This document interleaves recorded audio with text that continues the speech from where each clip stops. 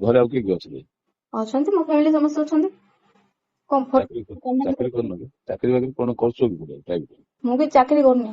ନାଇଁ ହୁଁ ରହିବ କି କୋଉଠି? ନା କୋଉଠି ରହିବାକୁ ଇଚ୍ଛା ନାହିଁ ଯେ ନାଇଁ କଣ କୋଉଠି ମିଶିବାକୁ କହୁଥିଲ କୋଉଠି କେମିତି ମିଶିବାକୁ? କାହିଁ ରହିବନି? ଇଚ୍ଛା ନାହିଁ କାହିଁକି? ନାଇଁ ଇଚ୍ଛା ନାହିଁ ମତେ ରହିବାକୁ ମୋ ପାଖରେ ଟାଇମ ନାହିଁ। ଏତେ ବ୍ୟସ୍ତ କି? ହୁଁ ଘର କାମରେ ବ୍ୟସ୍ତ ନା କଣ? କଣ? ଘର କାମରେ ବ୍ୟସ୍ତ ନା କଣ? ହଁ ଘର କାମରେ ବ୍ୟସ୍ତ। ଭିଡିଓ ଯାକ ଭଲ ରିଲ ଯାକ ଭଲ ବନଉଛ ତ? ରିଲ ଯାକ ଭଲ ବନଉଛି ଆଉ ଫଟୋରେ ଭଲ ମେସେଜ ତ ଦେଇଥିଲ ତ। ଫଟୋ ଯାକ ମତେ ଭଲ। ଡ୍ରେସ ଯାକ କୋଉଠୁ କିଣୁଛ? ସେ ଡ୍ରେସ ଯାକ ଅନଲାଇନ ରୁ ଅଣା ହଉଛି ଫ୍ଲିପକାର୍ଟ ରୁ। ଫ୍ଲିପକାର୍ଟ ରେ ଏମିତି ଡ୍ରେସ ଆସୁଛି? କାଇଁ ଆସିବନି ଆହୁରି ଅଧା ଦେଖିଲା ଭଳିଆ ବି ଆସିବ। ଏ ଡ୍ରେସ ପିନ୍ଧିଲେ ଘରେ କିଛି କହୁନାହାନ୍ତି? ନାଇଁ କଣ ପାଇଁ କହିବେ? ନାଇଁ ଶାଶୁ ଶ୍ୱଶୁର ଥିବେ ନା? ନାଇଁ କି କିଛି କହୁନାହାନ୍ତି। ପୁରା ଫ୍ରି? ହଁ ପୁରା ଫ୍ରି। ଆଉ ଇଏ ହଜବେଣ୍ଡ କିଛି କହୁନାହାନ୍ତି?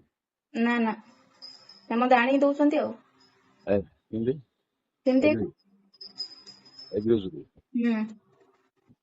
ଭଲ ତାହେଲେ। ଏବେ ଘରେ କିଏ ଶାଶୁ ଶ୍ୱଶୁର ସବୁ ଅଛନ୍ତି କି?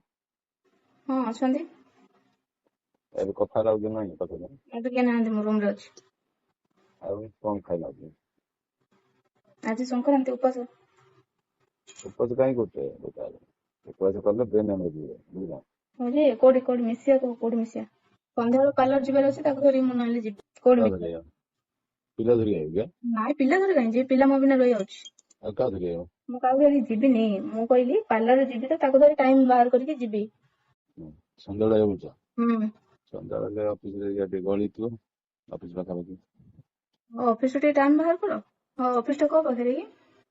କାଲିକି ନାଇଁ ଅଫିସ ଟା କୋଉ ପାଖରେ? ଅଫିସ ଟା ରେଡି କରି ସେ ଭିତରେ ତମେ ଜାଣିପାରିବନି ସେଇଟା। ତମେ ଆଇଲେ ଜାଣିପାରିବନି। ତମକୁ ରିସିଭ୍ କରିକି ଆଣିଲେ ହବ। ହଁ ତମେ କହୁନ ମୁଁ ଜାଣିପାରିବିନି କି? ଛକକୁ ରେଡି କରି ଛକକୁ ଆଇବ। ଆଇଲେ ମୁଁ ସେଠି ପହଞ୍ଚିବି ହେଲା। ହଁ ଲୋକେସନ ଟା ସେଣ୍ଡ କରୁନ ନହେଲେ। ଲୋକେସନ ଟା ସେ ରେଡି କରି ଛକଟା ଲାଗିବ ଲୋକେସନ ଟା ଆଉ। ପୁରା ଅଫିସ ପର୍ଯ୍ୟନ୍ତ ଯିବନି?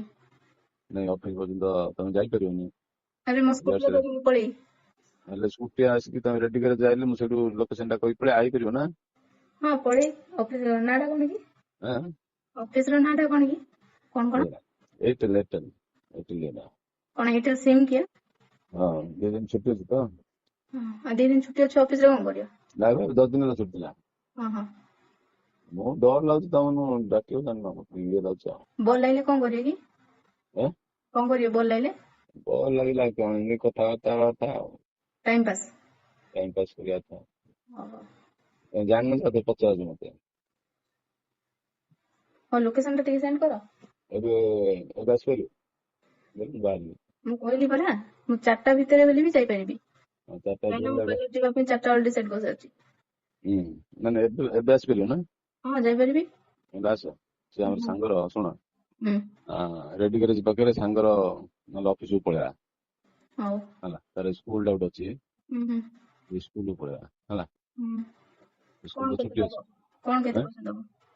ତମେ ଆଉନ। କଣ ଦବ କଣ ତାକୁ ଧରି ମୁଁ ଯିବି ନା ଆଉ। ମୁଁ ଦେବି ତମକୁ କହିଲି ହେଲା ତମେ ଆସ ମୁଁ ଦେବି। ତମେ ଆଗ ଜାଣିବନି କେତେ ଦବ କୁହ? ତମେ ଆସ ମୁଁ ଦେବି ହେଲା। ହଉ ନିଶ୍ଚୟ ଦେବି। 5ରେ ଦବ। 500 କି? 500 ଆସ। ନାହିଁ 500 ଏତେ ଶସ୍ତା ନା କଣ? 5000 କୁଆଡେ ଆଣିବେ? ଆଣିବ ଆଡଜଷ୍ଟ 1000 ଟଙ୍କା ଦେବି। ତମକୁ ସବୁବେଳେ ଡାକିବି ଆଉ ସବୁବେଳେ ଦେବି ଆଉ କଣ। କଣ 1000 ଟଙ୍କା ଏତେ ଶସ୍ତା?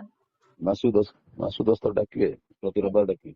ମାସକୁ 10 ଥର ଡାକ 50 ଥର ଡାକ 5000 ହେଲେ ଯିବି ନହେଲେ ନାଇଁ। ଆଉ ତମେ ତ ଯାହା ଇଏ କରିପାରିବନି ଆଉ ଆଗକୁ ଆଉ ମାସ ପ୍ରଥମେ ପୁରୀ ଯିବା କୋଉଦିନ? ପୁରୀ ଗୋଟେ ଦିନ ଯିବା ମୁଁ କହିବି ତମେ ଆସ ଏଇଠି ଆଗେ କଥାବାର୍ତ୍ତା ହେବା। ସବୁ କଥା ସେଇଠି ବେଶୀ ଟାଇମ ଦେଇପାରିବିନି ଏଇଠି ଯେତିକି ଟାଇମ ଦେଇପାରିବି। ପୁରୀ ଗଲେ ଗୋଟେ ଦିନ ତ ଯିବା ଗୋଟେ ଦିନ ପଳେଇବା ଆଉ ରାତି ରହିକି ପଳେଇବା ହେଲା। ହଉ ତମେ ଲୋକେସନ ଟା ସେଣ୍ଡ କର ତମର ଗୋଟେ ଫଟୋ ଭଲ ଫଟୋ ସେଣ୍ଡ କର। ତମେ ରେଡି ଗ୍ୟାରେଜ ଛକକୁ ପଳେଇ ଆସ ଫାଷ୍ଟ। ରେଡି ଗ୍ୟାରେଜ ଛକରୁ ତଳକୁ ଡାଉନକୁ ଆସ। ଆଇଲେ ତମକୁ କହିବି ସ୍କୁଲ ନାଁ ଟା କହିଦେବି ତମେ ସେଠି ଦେଖିବ ସାଇଡରେ ଗାଡିଟା ନଥିବ ଦେଖିବ ହେଲା। ହଁ ହେଲେ ଆଉ ଲୋକେସନ ସେଣ୍ଡ କରିବନି? ତମେ ପଳେଇବ ଲୋକେସନ ଟା ଜଣା ପଡୁନି। ଲୋକେସନ ଦେଲେ ମଧ୍ୟ ରେଡି ଗ୍ୟାରେଜ ଟା ବାହାରିବ ସାଉଥ ଜୋନ୍ ରୁ। ତମେ ରେଡି ଗ୍ୟାରେଜ ସାଇଡ ଯୋଉ ରାସ୍ତାରେ ନାଇଁ କି ମେନ ରୋଡ ଟା ସେ ରୋଡ ସିଧା ଆସ ଆଇଲେ ସ୍କୁଲ ଟା ପଡିବ।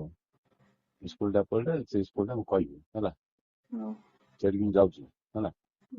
ଚାବିଟା ଧରି ଯାଉଛି ସାଙ୍ଗେ ହଉ ଆସ ହଉ ଠିକ ଅଛି। ହେଲା। କେତେ ସମୟ ଭିତରେ ଆସିବ? 3ଟା ଭିତରେ ପଳେଇବ ନା? ନାଇଁ ନାଇଁ ଏତେ ଜଲ୍ଦି ନାଇଁ, 4ଟା ଏତେ ଯାଉଛି। ହଉ ଆସ।